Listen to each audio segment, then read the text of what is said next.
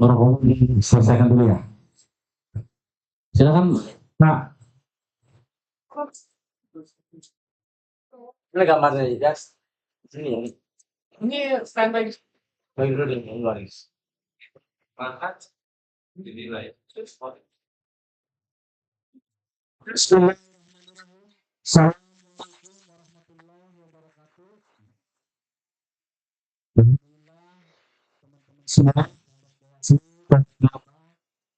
Bawaslu di Banten, sahabat Bawaslu RI, kembali lagi di kajian teknis penyelesaian sengketa dengan tema sengketa diselesaikan, demokrasi dikuatkan. Nah, bagaimana tulisnya? Mantap gak? Mantap. Nah ini ya. Dan alhamdulillah ini kita sudah hadir korban penyelesaian sengketa Pak Sumanto yang kami hormati, kemudian Pak Korban dan sudah staf semua dari Bawaslu di sini. Sejauh ini misalnya kan ini gitu ya. Dengan ini kita dan amin ya. Sehingga nanti kita bisa sama-sama menyaksikan dan menyimak bagaimana diskusi ini berjalan dengan lancar. Sebelum ke materi inti ke Pak Inti dengan segala hormat sudah Pak ya, betul untuk memberikan arahan yang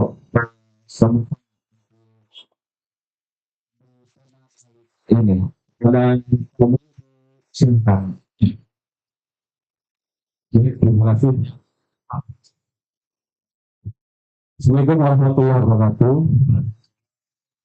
Dan saya di Singapura, seperti satu pilihan beberapa dan waktu para Singapura jelas kasih melarang pelanggaran dan civilisasi kata pada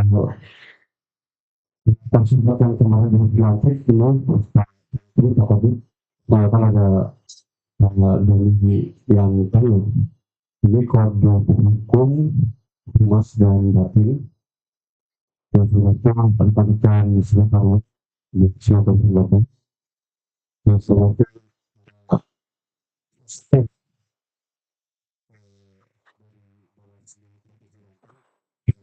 ada Samsul, Pak Adil, yang lain juga bisa kesini. Ya, alhamdulillah ini kita melaksanakan yang tulis terkait tulisan data.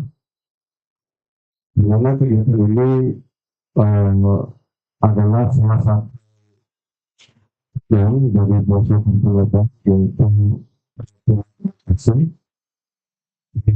Kelas ini kita bicara semua hal dan jadi nanti kita minta arahan Bang Ismail sebagai Makartus dan harusnya hari ini terhadap penyelesaian sengketa di pemilu nanti. Ini dimulai itu semua kita dilakukan kita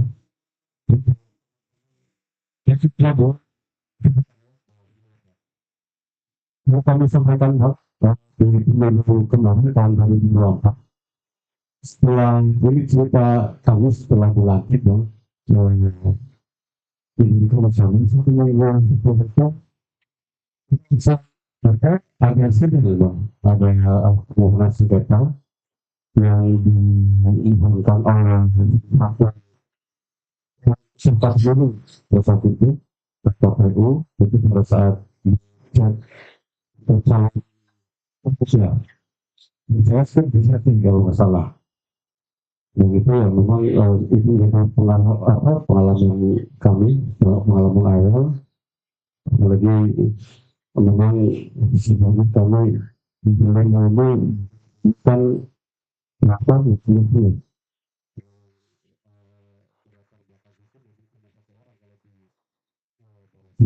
karena gagal itu dianggap misalnya itu dari latar belakang pendidikan yang apa begitu Bang.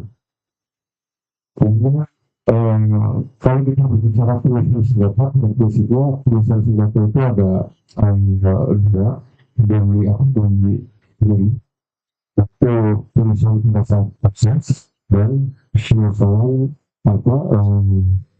senjata hasil pemilu. Misalnya kemarin punya pengalaman senjata kait sukses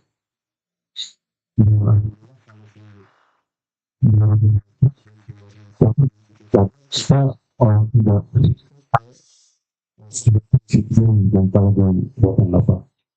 Nah ini nanti kita ini sekarang kebetulan demokrasi ini nanti mungkin dari yang demokrasi juga bisa menginginkan pertanyaan dan nanti biar kelompok provinsi yang bisa menjelaskan semua ini. Jadi itu saja sebagai pengantar dan sambutan kami. Terima kasih sudah sudah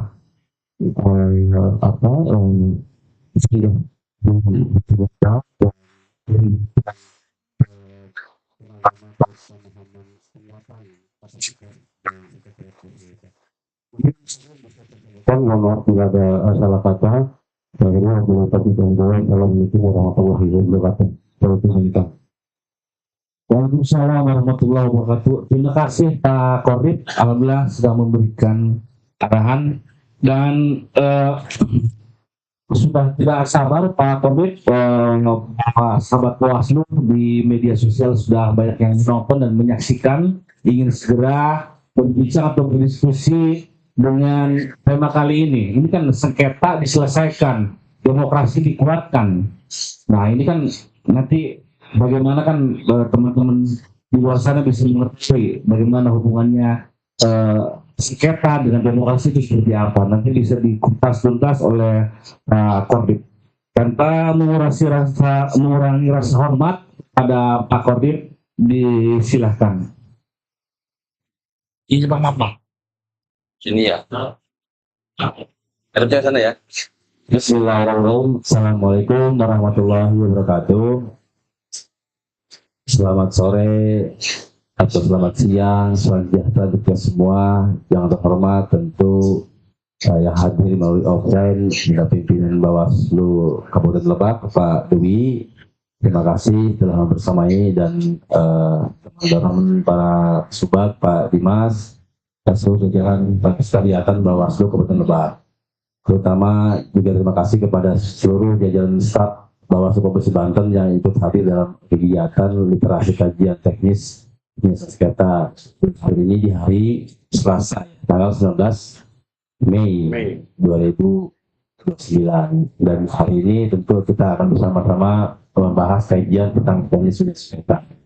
Tapi yang hadir sini semuanya banyak sekali. Di depan saya ada seluruh sekalian staf Bawaslu Lebak yang telah standby dari siang sampai saat ini mempersiapkan. Terima kasih telah mempersiapkan segala perangkat lunak ya, maupun perangkat yang telah dijadikan sebuah ajang diskusi ke depan.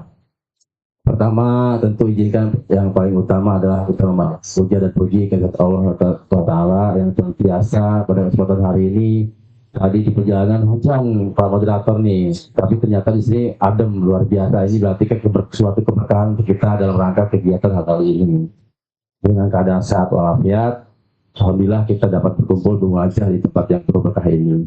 Salawat serta salam yang dilimpahkan kepada junjungan Nabi besar Muhammad, salam keluarganya, sahabat yang zaman. Tadi saya sedikit mendengar dari Pak Dewi adalah kajian rutinitas Bawaslu Lebak yang kiranya dilaksanakan tiap minggu atau tiap bulan ya, untuk bulanan. Ini luar biasa karena memang Bawaslu di tahapan ini banyak sekali hal-hal yang pembahasan atau aspek-aspek lainnya yang mesti kita bahas. Literasi, kemudian tadi sampaikan pilar demokrasi. Kalau saya lihat pilar demokrasi ini adalah bagian dari sebuah negara demokratis. Jadi kalau kita lihat TAP MPR nomor 3 tahun 2000 itu tentang tata perundang-undangan, di mana Pancasila lah yang paling utama. Pancasila adalah fundament atau dasar kita untuk melaksanakan bagaimana falsafah dan filosofi kita bagaimana Pancasila itu dilahirkan. Yang kedua, kemudian pilar kedua adalah Undang-Undang Dasar 45. Ini adalah bagian dari sebuah pembukaan, di mana itu tertera tujuan negara. Ada 4 tujuan negara: melindungi segenap bangsa Indonesia, ya, kemudian mencerdaskan bangsa dan ikut serta melaksanakan dunia. Ini adalah bagian-bagian tujuan-tujuan bangsa Indonesia agar tercermin dalam sebuah tahapan 3. Kemudian juga ada NKRI. Nah, kita sapa dulu teman-teman dari luar offline yang melalui media sosial atau di online. Ada pemirsa ya, kalau panggilannya pemirsa. Ya, bukan sahabat Bawaslu. Ini yang terima kasih telah menyaksikan kegiatan kami. Tentu ini adalah bagian sebuah support kita agar kita memaksimalkan kinerja pendidikan pengawasan untuk bagaimana kita menertibkan diri sendiri atau lembaga kita akan menjadi lebih baik lagi. Ini adalah bagian daripada fungsi kita sebagai pengawasan. Kemudian juga NKRI ini adalah bagian dari Nusantara, di mana di Sabang sampai Merauke ini bagian daripada sebuah negara kesatuan Republik Indonesia.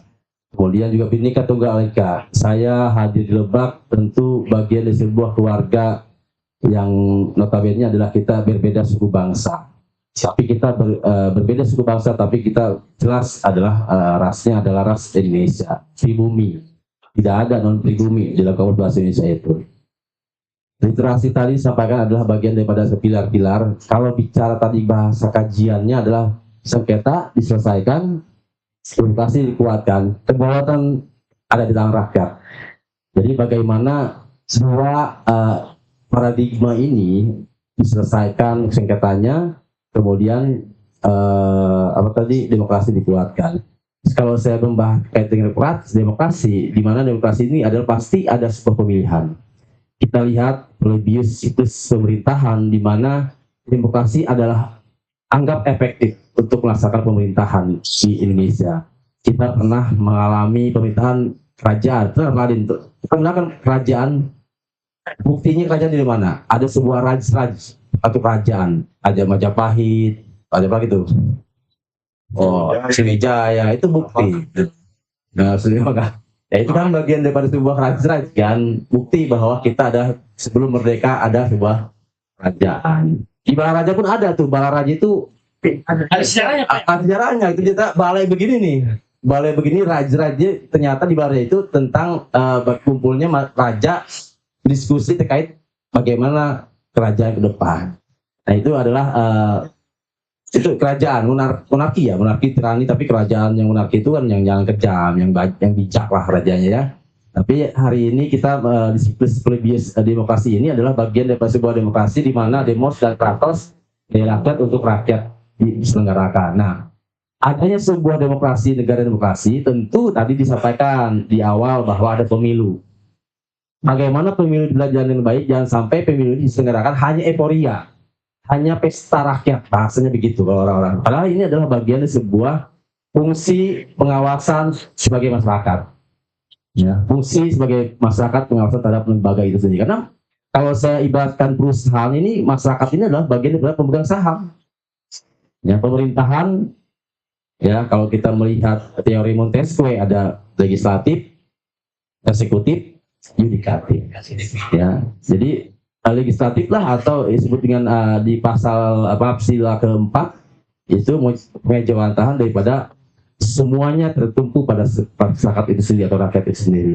Nah, kalau kita lihat demokrasi, nah bagaimana kemudian euforia demokrasi dilaksanakan oleh pemilu, tentu ini adalah tugas kita bersama-sama, bukan hanya tugas Bawaslu. Kita ada penyelenggara pemilu ada 3, ada DKPP, ada KPU dan Bawaslu. Ini adalah bagian atau 3 lembaga yang mengolah bagaimana mencerminkan pelaksanaan pemilu ke depan agar lebih baik dan datang di tahun 2009 agar lebih mantap dan top pikirannya sesuai dengan regulasi yang ada. Bahkan ada beberapa kaitan dengan pemisahan pelaksanaan.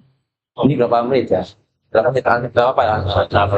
Jadi pemisahan putusan MK kaitan dengan antara pemilu nasional dan pemilu daerah diselenggarakan jeda waktu 2,5 tahun di tahun 2009 ke tahun 2032. Ini adalah bagian-bagian daripada putusan MK. Nah, bagaimana Bawaslu mempersiapkan hal yang kaitan dengan putusan MK? Suka tidak suka, ya kita tetap melaksanakan putusan MK yang tentu akan kaitan dengan bagaimana persiapan regulasi Bawaslu itu sendiri. Kemudian juga kalau kita melihat adanya sebuah negara demokrasi, ada dua istilah yang saya kenal, supra infrastruktur politik dan infrastruktur politik. Nah, suprastruktur politik adalah bagian daripada sebuah pemerintahan, baik itu legislatif, eksekutif, dan yudikatif. Yang menarik adalah infrastruktur. Nah, infrastruktur ini adalah partai politik. Kita tahu bahwa harmonisasi partai politik dengan penyelenggara pemilu tentu akan dibangun lebih baik lagi. Karena kita akan melaksanakan tahapan-tahapan pengawasan terhadap partai politik itu sendiri. Nah, partai politik ini adalah organisasi yang besar. Ada semuanya, kalian ya, di semua Indonesia itu ada partai politik manapun ada yang terdaftar di KPU dan di Kementerian Kemenhum yang telah terdaftar. Ini adalah infrastrukturnya. Nah, bagaimana divisi penyelesaian sengketa, infrastrukturnya salah satunya adalah partai politik agar melaksanakan kewenangannya, tugasnya sebagai organisasi yang besar untuk meraih suara yang sebanyak-banyaknya. Nah, ini infrastruktur politik. Kemudian ada lagi interest group. Ini kelompok kepentingan ini. Biasanya kelompok kepentingan ini terjadi di mana selaku agen kontrol sosial, di mana dia melakukan hal-hal kaitan dengan pemerintahan yang telah terjadi pada infrastruktur politik. Ada lagi kelompok penekan, ya, atau pressure group. Nah, di mana pressure group ini dia melakukan, ada NGO lah sebutnya ya, NGO itu non government organization atau sebutannya media, LSM, misalnya sekumpulan dan seterusnya. Itu bagian daripada bagaimana kita terjadinya suprastruktur politik, ada kontrol intrastruktur politik. Itulah pressure group. Kemudian ada lagi media massa. Nah, media massa termasuk salah satu bagian dari Bawaslu Lebak yang telah mempublikasikan apa pentingnya sebuah demokrasi, apa pentingnya penyelesaian sengketa, apa pentingnya penanganan pelanggaran dan seterusnya. Inilah bagian daripada publikasi kita agar media massa atau katakanlah penyambung dari sebuah pemerintah, dari masyarakat ke pemerintah, gitu kan. Jadi ada penyambungnya. Kemudian ada lagi yang terakhir adalah bagian daripada infrastruktur politik di mana terjadinya kaitan dengan penekanan atau partai politik itu sendiri terjadi mewujudkan sebuah MPR DPR kan hasil dari sebuah pemilu dari partai politik itu sendiri. Nah, maka dari itu divisi penyelesaian sengketa adalah VIC pengawasan penetapan DCT, penetapan calon lah ya, calon, kemudian peserta pemilu. Nah, ini adalah bagaimana antara suprastruktur politik dan infrastruktur politik itu harmonisasi terjadi. Nah, inilah bagian daripada hal-hal yang kita perjuangkan kaitan dengan bagaimana pengawasan di Bawaslu itu sendiri. Bawaslu hadir bukan semata-mata untuk memenuhi sebagai euforia, tapi bagaimana demokrasi ini berjalan sesuai dengan amanat Undang-Undang Dasar 45, dan sebagai amanat Undang-Undang 45 kita laksanakan dengan baik-baiknya. Dan demokrasi ini jangan hanya sebagai ilustrasi, sebagai ilusi, tapi ini dijadikan sebuah dasar bagaimana demokrasi berjalan dengan baik. Bagaimana kinerja kita lihat fungsi kita Bawaslu di pasal 97 ada kaitan dengan tusi kita, salah satunya penanganan pelanggaran yang dipegang pengampu oleh Pak Dwi. Ada penyelesaian sengketa proses. Nah, kemudian ada kaitan dengan bagaimana penanganan pelanggaran dan penyelesaian sengketa proses itu diawali dengan pencegahan. Nah, bagaimana pencegahannya? Kita lakukan literasi pendidikan politik, ya. Kemudian bagaimana demokrasi berjalan dengan baik, pelaksanaan pemilu dengan baik. Nah, ini adalah demokrasi jangan sampai kemudian hanya ilusi saja. Kita Bawaslu yang slogannya adalah penegakan hukum pemilu. Bagaimana Bawaslu ini menegakkan hukum pemilu seketat-ketatnya, baik itu penanganan pelanggarannya, baik itu penyelesaian sengketa proses sesuai dengan ketentuan yang ada. Ini kita harus perketat. Jangan sampai ada celah untuk bagaimana masyarakat dirugikan atau partai politik dirugikan ke depan. Ya, jadi inilah yang jadi fondasi kita bagaimana ini kaitan dengan penegakan hukum demokrasi itu sendiri di Bawaslu. Kemudian juga yang selanjutnya ada kaitan dengan literasi politik. Bawaslu sering buat kajian hari ini.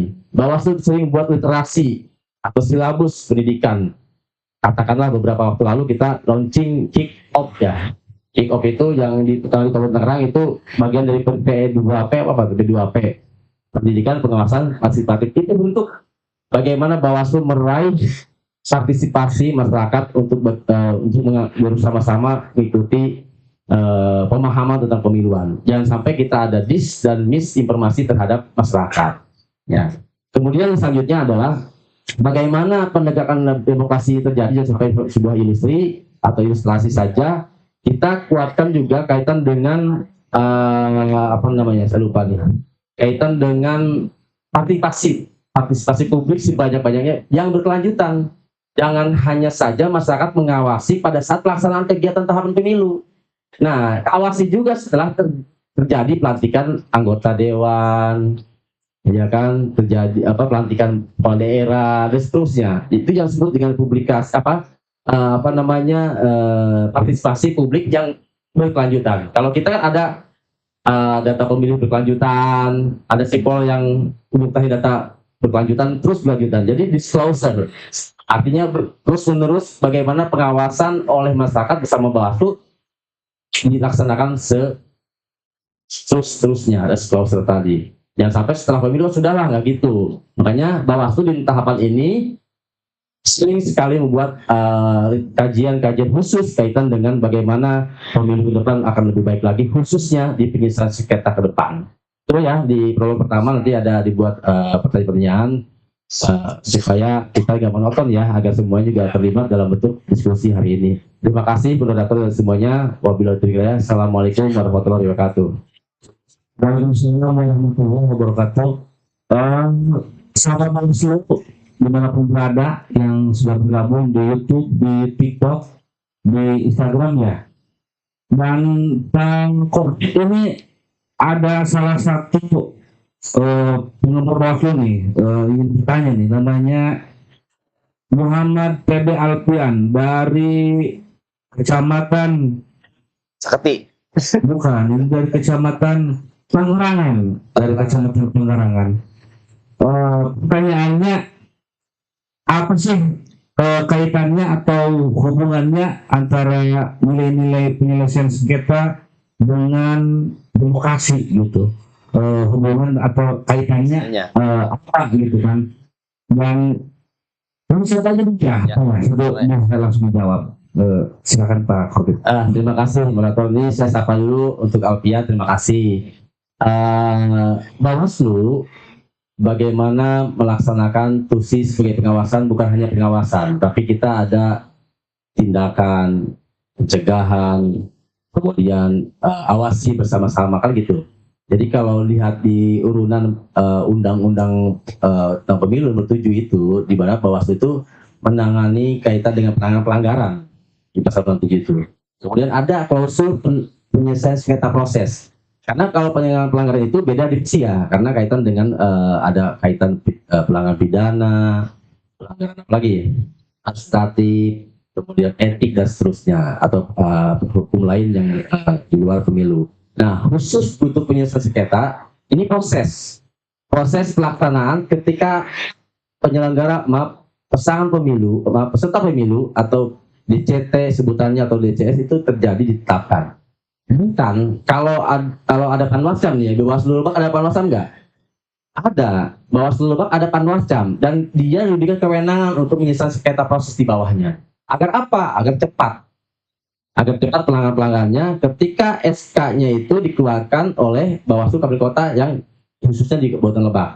Ketika Bawaslu Kabupaten Lebak membentuk panwascam, maka surat mandataris. Nah, mandataris. Kapan SK itu dikeluarkan? Kalau di Perbawaslu nomor 9 itu dinyatakan bahwa agar penyelesaian sengketa cepat, baik itu penyelesaian sengketa antar pemilu atau peserta pemilu dengan peserta pemilu, yaitu PSAP dan PSPP itu biar cepat dilaksanakan karena ada mediasi dan adjudikasi. Maka Bawaslu Kabupaten Kota berkewajiban mengeluarkan SK mandataris tersebut ketika ditetapkan pasangan calon atau partai politik itu sendiri. Kapan berakhirnya? Nah, ini pertanyaannya. Kapan berakhirnya kan tersebut?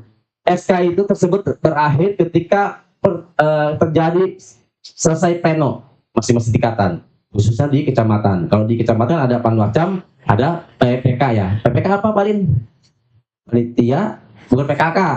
PK itu Ayo, PPK, lu kan panitia pemilu kecamatan. pemilihan ya, pemilihan kecamatan. Iya, kan lupa tuh kayak gitu. Nah, ketika di SK pleno selesai, nah selesailah SK tersebut. Karena kenapa Bawaslu secepat mungkin untuk menyelesaikan sengketa proses. Karena proses itu kaitan dengan bagaimana hak peserta pemilu terlanggar oleh hak peserta pemilu lainnya. Nah, kita pastikan bahwa penyelesaian sengketa proses pemilu ke depan dilaksanakan dengan mediasi maupun adjudikasi sekiranya kalau mediasi tidak terpenuhi. Nah, beda dengan proses sengketa hasil proses sengketa hasil pemilihan atau pemilu. Ini kan sudah dilaksanakan putusan pleno di masing-masing tingkatan, maka itu masuk ke ranah Mahkamah Konstitusi. Nah, hubungannya bagaimana demokrasi dengan penyelesaian sengketa? Tentu adalah bagian dari sebuah penegakan hukum demokrasi pemilu. Kalau misalkan demokrasi hanya epilio saja, tidak ada penegakan hukum, ya repot juga. Kadang ada sebagian orang mengatakan bahwa demokrasi itu bebas. Enggak bebas juga. Karena demokrasi itu dibatasi oleh undang-undang. Saya hormat kepada Dimas karena ada norma kesopanan, kesusilaan, norma hukum dan seterusnya. Jadi pemilu itu berkaitan dengan demokrasi, karena ciri sebuah demokrasi itu ada sebuah pemilu. Nah, bagaimana pemilu ini bukan hanya epilio saja, tapi juga sebagai kedaulatan ada di tangan rakyat itu sendiri. Nah, Bawaslu hadir untuk menegakkan keadilan di bidang pemilu. Itu ya, mungkin seperti itu. Makasih. Oke, itu ya tadi Mus Alpian ya. Nih sekarang ini dari kaum ini apa ini? Namanya ini Ilma Nur Azizah. Ini dari Kecamatan Curug Bitung. Ini ya. Waduh, Curug Bitung ini perbatasan dengan Bogor juga Pak. Rumpin. Iya, Curug Bitung ya. Nah, ini apa pertanyaannya? Ini kan kayaknya nih anak-anak Gen Z ini. Proses penyelesaian sengketa ketika ada perkara di Bawaslu, kemudian dengan maraknya tadi kan ada media ya Pak ya, dengan media dan sebagainya. Proses penyelesaian sengketa di Bawaslu apakah bisa terpengaruhi atau tidak oleh berita-berita hoax yang tidak bisa bertanggung jawab? Karena memang Pak, mungkin kan proses sengketanya belum selesai misalkan nih di Bawaslu, tapi kan biasa ada akun-akun di TikTok, dia kan biasa kan, oh yang ini kalah, yang ini menang. Biasanya kan menggiring opini gitu kan, ada di sebagian bagian di masyarakat kan biasa kan ragu, ini mana yang benar nih. Ya. Nah sehingga mungkin apakah emang dengan maraknya dengan tingginya media sekarang, apakah itu berpengaruh apa tidak gitu? Silakan Pak. Ya, terima kasih, luar biasa, ini bagus ini. Jadi tentu Bawaslu independensinya harus ditegaskan bahwa tidak ada pengaruh hal seperti itu. Karena Bawaslu dalam hal penanganan mediasi sebagai pemohon ya, ada pemohon dari salah satu partai politik yang merasa dirugikan hak-haknya dan terlanggar oleh partai lainnya atau peserta pemilu lainnya, maka Bawaslu menerima.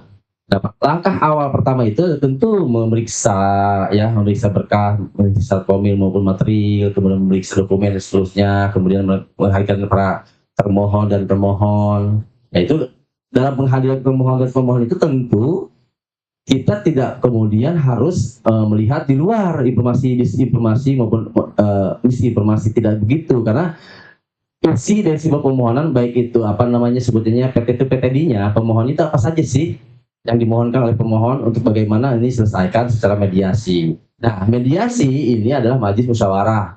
Karena kan prinsipnya adalah bagaimana penyelesaian sengketa itu dengan asas musyawarah. Sekalipun tidak diselesaikan dengan musyawarah, tentu ada ruang lain atau adjudikasi atau sidang administratif adjudikasi, di mana ini menentukan arah putusan Bawaslu. Baik mediasi maupun adjudikasi tetap Bawaslu memutuskan. Nah, pemutusannya itu tidak boleh kemudian asal putusan, karena tidak boleh melanggar aturan. Oh, misalkan partai A, B pengen begini, tapi mengatur nggak bisa juga. Nah, kita juga harus ada sinkronisasi atau misalkan antara peserta pemilu dengan penyelenggara pemilu harus sama-sama tidak dirugikan putusan itu. Putusan yang satu berlaku untuk dua pemohon dan termohon. Jadi jangan sampai kemudian pengaruh sama media sosial, arah kebijakan sudah tidak begitu. Bahkan di mediasi itu kita Bawaslu tidak boleh ketemu dengan para pihak atau bahasanya kaukus. Tidak boleh. Yang terpisah ketemunya di luar sana di tempat kopi nggak bisa. Itu kita melanggar kode etik kita sebagai penyelenggara pemilu. Itu tidak boleh. Saya pastikan karena putusan Bawaslu tidak serampangan dan tidak sembarangan. Ya, kenapa tidak sembarangan? Karena putusannya itu berdasarkan ketentuan perundang-undangan yang berkaitan. Ya, jadi tidak terpengaruh ya kalau bahasa tegasnya jawaban tidak terpengaruh oleh isu-isu di luar atau opini di luar tidak pengaruh karena ini kaitan adalah pemohon dan termohon. Pemohon pasti ada isinya atau petunjuk-petunjuknya, termohonnya sesuaikan dengan maksud daripada termohon, memohon itu sendiri. Itu moderator, terima kasih. Oke, jadi emang biasanya kan kalau proses sengketa itu kan di Bawaslu juga kan ditayangkan live ya. Biasa kan live kan, kalau memang proses persidangan kan gitu. Dan ini kita baca Pak tuh ada dari Wawar Wardana 2609. Waduh, ini orang Cirebon. Moderator mau tanya dong, proses penyelesaian sengketa pemilu dan pilkada apakah ada perbedaan? Waduh, dan yang kedua ini apa nih? Itu nggak ada. Apa? Nggak ada. So ini Anaka Toshi katanya Pak tuh. Apa tuh? Bahasa apa? Kira-kira di undang-undang pemilu yang baru nanti arah kebijakan dan penyelesaian sengketa itu masih akan sama atau ada penyesuaiannya ya? Harus dijawab ini mah, nggak boleh belum tahu jawabannya. Masa ini, waduh. Kayaknya ini salah satu followernya ini Kak, follower isu ini, ya, gitu. Jadi emang aturan yang baru mungkin ada arah kebijakan atau penyelesaian sengketa itu masih akan sama atau berbeda gitu Pak. Ya, terima kasih. Tadi di awal ada penyelesaian sengketa pemilu dan penyelesaian sengketa pemilihan.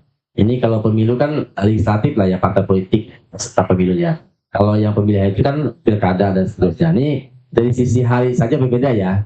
Sisi hari kalender dan hari sisi pemilihan sisi apa, Pak Din? Kalau pemilu itu hari kerja atau hari kalender? Kerja. Kalau kayak pemilihan hari dari sisi itu aja berbeda. Nah, masalah soal terbuka mediasi itu di Bawaslu tertutup. Bisa juga terbuka kalau memang kemudian diadjudikasi. Karena di dasar pleno satu hari itu disepakati pimpinan itu didapatkan pleno. Apakah mau tertutup atau terbuka? Tapi dalam Bawaslu tertutup. Nah, bagaimana itu bisa terjadi adjudikasi terbuka karena terbuka umum. Kadang sidang-sidang khusus pun kayak asusila tidak boleh kemudian terbuka kan, asusila tidak bisa atau tertutup juga karena kaitan dengan kaitan individu seseorang.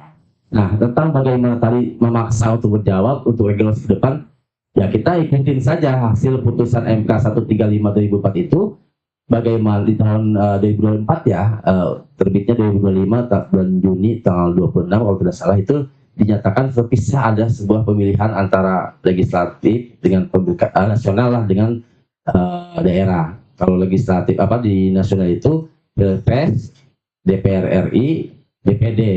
Kemudian di berikutnya lokalnya itu adalah gubernur, wakil gubernur dan DPRD provinsi dan kabupaten kota. Nah, kalau misalkan di tahun 2019 itu pasti tahapannya sesuai dengan 5 tahunan. Itu tidak ada persoalan. Tapi kalau misalkan di di nasional daerah maaf itu kan ada jeda 2,5 tahun di di DPRD provinsi dan kabupaten kota. Kalau di gubernur itu dan wali kota dan bupati itu ada istilah PC ya. Tapi kalau di legislatif tidak ada istilah itu. Nah, itu kembali lagi kepada revisi undang-undang ke depan. Kita tidak bisa mengintervensi atau tidak bisa hanya saja mungkin di pihak terkait saat perubahan. Biasanya Bawaslu, KPU dan DKPP diikut sertakan oleh komisi-komisi yang ada di DPR RI untuk merevisi undang-undang apakah itu entah KHI atau kompilasi hukum, bukan kompilasi hukum bisa KHI lah, kompilasi hukum di mana Bawaslu dan KPU dan DKPP diikut sertakan untuk pembahasan hal-hal krusial yang sifatnya tidak dapat dilaksanakan. Misalkan Bawaslu kekurangannya adalah waktu. Misalnya di penyelesaian waktunya 3 hari, ya kan, di mediasi, bahkan di pasal penyelenggara pemilu dan partai politik itu 2 hari. 12 hari waktunya, apakah waktu speed buat Bawaslu? Kita tidak bisa bicara sempit atau luas. Kita mau kasih waktu 1 hari, 2 hari harus siap ya. Bahkan tadi Pak Duli tadi sampaikan pertama kali menjawab 1 minggu langsung sidang itu biasa, belum ada pengalaman, belum ada, tapi bisa melaksanakan penyelesaian sengketa. Nah, itu ada bagian dari sebuah dari bahasa apresiasi lah ya. Seminggu menjawab langsung sidang kan luar biasa. Jadi Bawaslu istilahnya ya ikutin saja Haminawatona, di mana regulasi yang ke depan dicanangkan atau ditetapkan oleh DPR lembaga legislatif ya kita ikutin sesuai dengan penguatnya itu peraturan pemerintah atau PP atau berikutnya kita akan melaksanakan sebaik-baiknya dengan semaksimal mungkin sesuai aturan yang ada. Ya, jadi kita tidak membuat opini ya, tidak membuat opini. Jadi yang jelas kita ikutin saja apa yang telah ditetapkan oleh undang-undang itu sendiri. Terima kasih. Terima kasih untuk Pak Ganet. Oke, terima kasih nih Pak Korek. Teman-teman atau terutama di Kabupaten Lebak nih. Tadi kita sudah berbincang, sudah berdiskusi, sehingga memang waktu tidak terasa nih, sudah semakin sore. Dari Papua tuh, Papua pegunungan tuh, emang dari Papua. Dari Papua emang bener ada di sini. Biasa aja itu Bapak pers biasa. Buat teman-teman kalau Bawaslu Lebak biar penasaran, nanti tenang aja. Oh, ada lagi. Karena diskusi ini bukan hanya kali ini, akan terus diselenggarakan Pak. Iya, nanti ini kan Pak Sumantri tentang penyelesaian sengketa dan demokrasi. Nanti ada lagi, nanti bisa diisi dengan, kemarin juga kan ada yang dari eksternal ya, dari eksternal. Jadi biar teman-teman penasaran, pokoknya pantengin terus media sosial Bawaslu Kabupaten Lebak. Ya, Sekarang nih, Bang. Ayo. Di sana nggak ada lagi ya? Di itu nggak ada lagi. Assalamualaikum warahmatullahi wabarakatuh. Waalaikumsalam warahmatullahi wabarakatuh. Izin Pak Kordip, mungkin ini pertanyaan secara pengalaman saya ya selama ini di Bawaslu. Pertama, waktu tahun kemarin itu mengawasi DCT, DCS. DS ya. Jadi waktu itu sempat ada beberapa kali orang dari parpol itu curhat Pak. Curhatnya secara nggak resmi, ngobrol-ngobrol aja. Tapi di Intinya kantor ya. ya di lewat chat aja. Jadi intinya mereka itu kayak merasa, wah ini kok dari KPU datanya kayak gini nih, saya kayak gini. Terus kan karena saya juga awam ya Pak, saya arahkan aja, mending Bapak ke Bawaslu laporkan sesuai dengan peraturan perundang-undangan. Tapi katanya mereka itu males ribet ada gitu-gitu. Akhirnya secara selanjutnya itu mereka selesaikan permasalahannya ini di balik layar aja Pak. Jadi antara mereka ketemu. Jadi saya merasa kok ternyata ini sengketa Bawaslu itu ternyata ribet ya, jadi mereka itu enggan menggunakan jalur yang benar lah sesuai peraturan perundang-undangan. Nah, menurut Bapak itu gimana Pak? Tapi hasilnya gimana? Hasilnya sih kalau saya lihat sih akhirnya mereka di balik layar tuh selesai beres gitu Pak. Itu Ya. Pak, oke. Terima kasih. Terima kasih. Benar, biasanya begitu. Saya juga berpengalaman juga, akhirnya bicara pengalaman. Saya kan sebelum di Bawaslu Provinsi jadi staf Panwaslu dulu. Panwaslu Kabupaten. Zaman KHR Bustomi sebagai ketua Provinsi Banten. Nah itu saya menyampaikan ke pimpinan bahwasannya dulu nggak ada sidang-sidang kita, nggak ada sidang-sidang administratif maupun sidang-sidang di kantor ya, tidak ada, karena nggak ada kewenangan untuk disidangkan, hanya menyampaikan rekomendasi saja. Nah bagaimana saya menyampaikan ke pimpinan itu waktu itu sampai ke provinsi juga disampaikan di puncak KHR Bustomi. Kita Panwaslu dulu, Panwaslu ini kesannya hanya mencari kue diberikan kepada KPU. KPU lah misalnya begitu. Karena nggak ada sidang. Kita dapat keluhan masyarakat atau partai politik, kemudian kita ambil, kita kaji itu pelanggaran. Kemudian kita sampaikan ke KPU. KPU lah penyelesaian dan akhirnya kita nggak tahu. Itu nggak tahu dulu. Nah hari ini kita dalam pengawasan khususnya DCS maupun DCT, jika ada hal-hal yang kaitan dengan kekurangan administratif, misalkan kayak kan sebelum ada verifikasi faktual ada verifikasi administratif. Apakah emang ini ijazah, misalkan ijazahnya itu terlegalisir atau tidak? Kita ada perbaikan. Ada kita berikan kesempatan pada peserta pengacara atau caleg itu sendiri untuk memperbaikinya. ada rentang waktu yang dibutuhkan atau sesuai kebutuhan. Nah, maka dari itu ketika pasangan calon atau tadi DCS atau JTT kiranya sudah diverifikasi bahwa KPU tidak menyatakan TMS dan MS ya, TMS itu tidak bersyarat dan MS bersyarat. Nah, TMS-nya di mana? Jangan sampai TMS ini udah administrasinya lengkap, semuanya ada, malah di TMS kan, itu kan dirugikan. Nah, makanya itu Bawaslu hadir di situ. Dan Bawaslu ikut bersama-sama KPU memverifikasi. Contoh, saya dulu memverifikasi ke salah satu kampus untuk memastikan memang ijazahnya, contohnya. Memang dalam hal verifikasi itu, KPU hanya meyakini bahwa ini pernah di sini loh. Di sini pernah, tapi tidak hanya tentang atau oh ini ada dokumentasinya. Saya tanya ke bagian administratif, Mbak tahu nggak yang bersangkutan ini kuliah di sini? Oh tahu Pak. Tahu dari mana? Orang-orang bilang yang bersangkutan sama Mbak duluan siapa kerjanya? Oh duluan dia kuliahnya. Mbak tahu dari mana tahunya? Akhirnya saya buka buku ini, buku administrasi kuliahnya. Ternyata ada. Nah itu yang untuk memastikan bagaimana verifikasi administratif sesuai dengan terpaknya ada. Jangan sampai hanya menanyakan saja. Kan pegawainya nggak tahu dia mau pegawai 2001 dengan kuliahnya tahun 96 kan duluan kuliah ketimbang ijazah yang kerja. Maka dari itu saya waktu itu hadir bersama-sama KPU memastikan tolong Mbak buka buku besar buku besar induk lah induk kalau ya itu ternyata ada. Nah itu memastikan agar Bawaslu meyakinkan bukan hanya kata orang, meyakinkan hanya bentuk kertas saja. Kan namanya bentuk fisik itu kan bisa manipulatif. Tapi keterangan pihak terkait atau kampus atau sekolah itu pasti ada buku induk itu. Kalau kita menemukan, misalnya tadi Kak Dimas menyampaikan, Mbak, bagaimana baiknya kita buat rekomendasi. Bahkan ada putusan MK rekomendasi bahwa 104 itu bahwa rekomendasi Bawaslu dijadikan sebuah putusan dan tidak lagi dikaji oleh KPU. Nah, kajian rekomendasi inilah yang jadi dasar KPU untuk memperbaikan hal-hal yang kaitan dengan data atau administratif itu sendiri. Luar biasa seperti Mas nih. Jangan sampai kemudian kita Bawaslu hanya berkomunikasi ke penyidik drama, biar cepat aja langsung rekomendasikan. Dan rekomendasi itu bukan hanya rekomendasi itu nggak lagi ada kajian KPU, tidak, karena putusan jadi putusan sebuah Bawaslu itu. Ya, begitu Pak Dimas ya. Kurang lebihnya. Terima kasih. Luar biasa. Ada lagi? Ada Pak Subang? Silakan Pak Subang. Ayo kita diskusi.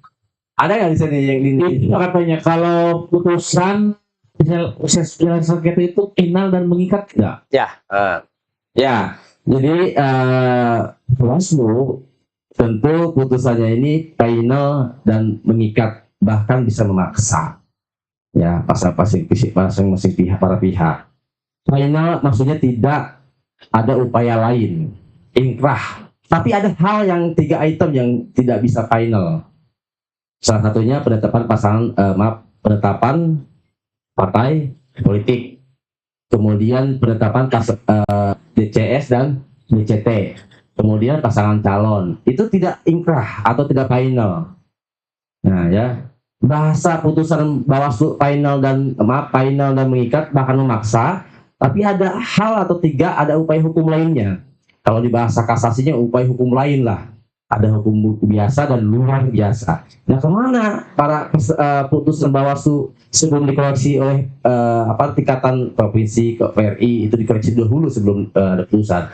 Maka para pihak dapat mengajukan penyelesaian sengketa hasil putusan Bawaslu diuji kepada Mahkamah Agung sesuai dengan Perma nomor 5 tahun 2017 dengan tata cara proses penyelesaian sengketa di Mahkamah Agung. Dia ada upaya hukum lain. Karena sepanjang 3 item tadi itu 3 klausul tadi, pasangan peserta pemilu, pasangan calon dan penetapan DCT dan DCS itu bisa diupayakan hukum lainnya. Karena kaitan dengan penetapan. Itu. Ada lagi? Pasti ada lagi. Ada. Luar biasa ini. Bidang apa tuh? Oh, satu lagi ada nih ya. Ya, boleh. Banyak ya ini, banyak juga ya. Berdasarkan proses penyelesaian sengketa, namun terdapat unsur pelanggaran. Apakah dapat dijadikan temuan ke proses penanganan pelanggaran? Idris Magtiroh 92. Ya. Berdasarkan proses penyelesaian sengketa, namun terdapat unsur pelanggaran. Apakah dapat dijadikan temuan ke proses penanganan pelanggaran? Ya. Boleh ya. Dijawab langsung ya. Ada Ini terakhir ya, karena emang waktu ini. Silakan Pak. Ya, terima kasih. Netizen luar biasa. Nanti kan banyak pertanyaan, mereka banyak menyimak dan memahami. Yes. Itu. Antusias ya? Iya. Jadi kita Bawaslu ada penanganan pelanggaran, ada penyelesaian sengketa proses pemilu. Nah, contoh kecil lah gini. Ada partai politik atau caleg memasang baliho atau spanduk. Karena kan biasanya orang memberikan war atau publikasi terhadap spanduk maupun baliho. Nah, ada penempatan yang keliru baliho tersebut. Apa yang saya nggak bisa bilang salah ya, keliru. Dia tidak sesuai dengan zona yang ditetapkan oleh KPU dan bahkan menutupi pasangan caleg lain atau partai lain. Nah, itu kategorinya adalah proses penyelesaian sengketa. Beda hal kalau misalkan ada perusakan, menyobek-nyobek, itu masih kategori pelanggaran pidana. Jadi ada beda, objeknya berbeda. Objek sengketa maupun pelanggaran itu berbeda. Karena kalau kita objeknya adalah putusan KPU, bahkan objeknya adalah dari partai politik itu sendiri yang bersengketa. Ya, jadi ada pembeda antara pelanggaran pemilu dengan penyelesaian sengketa proses pemilu. Di mana saya tekankan bahwa jika ada pasangan calon atau caleg atau partai politik menempelkan baliho atau spanduknya dia tidak sesuai dengan peruntukannya, maka itulah disebut penyelesaian sengketa. Tapi beda hal kalau ada baliho atau spanduk dirobek atau dirusak, itu kategorinya pelanggaran pidana. Karena kita melakukan kajian secara formal dan material itu diperiksa sebelumnya, kita lakukan registrasi dan juga dipenokan. Kalau dicoret-coret Pak kayak ditambahin kumis. Itu kan kerusakan. Iya. Bahkan Nama juga ya. anak kata-kata kasar, kata-kata yang tidak pantas itu. Nggak ada kumis terus ada yang kumis. Sobek gitu ini. Itu kategori rusak ya. Ini aneh ya. Rusak. Karena kan merubah orang. Berubah nama pun kita harus pakai riung kan Kadin ya. Berubah nama pakai riung dulu. Namanya Adin Setiadi jadi Adin Wijayanti. Kira-kira harus berubah. Yang ada rangkanya. Oke, ya. Untuk menjadi ya. Siap. Pokoknya bikin semua ya teman-teman. Banyak. Bapak ini tak kirim semua karena waktunya ini sudah mau asar ya. Nah teman-teman nggak penasaran nggak bakal nonton lagi kalau kita gitu ya. Satu lagi ya. Gitu. Otomatiknya. Terima kasih Pak Komit. Waktunya di luar demokrasi untuk Lebak dan disampaikan juga ke teman-teman ya atau sahabat Bawaslu dimanapun berada di pulau atau ada juga yang daerah Jambi juga ada Pak. Kan pada kan udah ada yang di luar, ada yang punya HP gitu, ada juga. Internetnya mantap kan? Mantap itu kan bilang nih sudah masuk sosial di sana apa itu. Dan terima kasih juga Pak Sebab serta kami Pak Dimas, teman-teman Bawaslu Banten. Ada yang ingin disampaikan sebelum kita tutup? Ya cukup ya, karena memang waktunya kita sudah sore dan nanti bisa dilanjut lagi teman-teman ya, biar teman-teman Bawaslu di manapun berada pasaran dan terus memantau media-media sosial Bawaslu dari Lebak dan Banten sampai ke Bawaslu dari sana. Terima kasih. Assalamualaikum warahmatullahi wabarakatuh. Oh, tuh. Sampun. Ya pernah yang kalau Kita lagi seperti ya? oh ini Punya CT.